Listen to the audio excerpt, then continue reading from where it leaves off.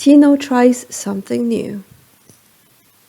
Tino the Tiger stood on his tiptoes, peeking over the counter as Papa sliced open a soft, warm arepa. The kitchen smelled like home. Cornmeal, melted cheese, and a little bit of spice. Ready to help? Papa asked, setting out bowls of black beans, sweet corn, sliced avocado, and something green and leafy. Tino wrinkled his nose. No cheese? No eggs? That's not how we do it.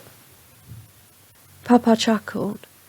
Today we are making vegetarian arepas, completely plant-based. But we're already vegetarian, Tino said. I like the cheesy kind. I know, said Papa gently, but it's good to try new things. These are full of flavor. You might be surprised. Tino folded his arms. I guess. Still, he helped. He mashed the beans and sprinkled cumin. He scooped the avocado into a bowl and added lime juice. He even helped Papa chop the cilantro, although he made a big show of holding his nose.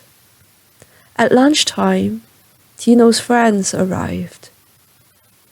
Pip, the penguin, wandered in first, wearing a bright scarf even though it was sunny. I brought frozen grapes, he announced. Benny the bear followed, carrying a jar of homemade pickles. What smells so good? Papa's new arepas, Tino said with a sigh, but they're different. Naya, the narwhal, poked her head through the window from her water tank beside the patio. Different can be delicious, she called cheerfully. Papa smiled as he placed the arepas on a tray. Come, try them, made with care and no cheese or eggs today.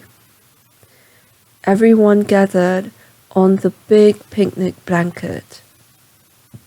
Pip was the first to grab one. So crispy outside and soft inside. Benny took a bite and his eyes went wide. This is amazing.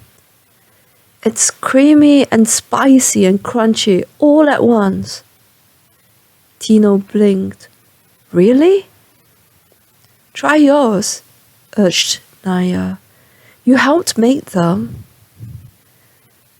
Tino picked up an arepa with a dramatic sigh. Okay, I'll try it. He took a bite, then another, then a big one. His tail twitched with surprise. Whoa, the corn is so sweet. And the beans are so tasty with the lime. Papa winked. Told you so. Tino looked at his friends. Okay, maybe this is pretty good. Next time, we could try mushrooms, Pip suggested. Or roasted peppers, said Naya. Or pickled onions, Benny offered, holding up his jar. Tino laughed. All right, I'm up for a food adventure as long as Papa helps me cook it. Papa ruffled Tino's fur. Always my little chef. They all clinked their arepas together, like a toast, to trying new things. Later that afternoon, they played Flavor Explorer, a game Benny made up. They had to describe food without naming them. This one is soft, green, and goes well on toast, Naya said. Avocado, they all shouted. Sweet, yellow, and comes on a cob, asked Pip. Corn, Tino grinned.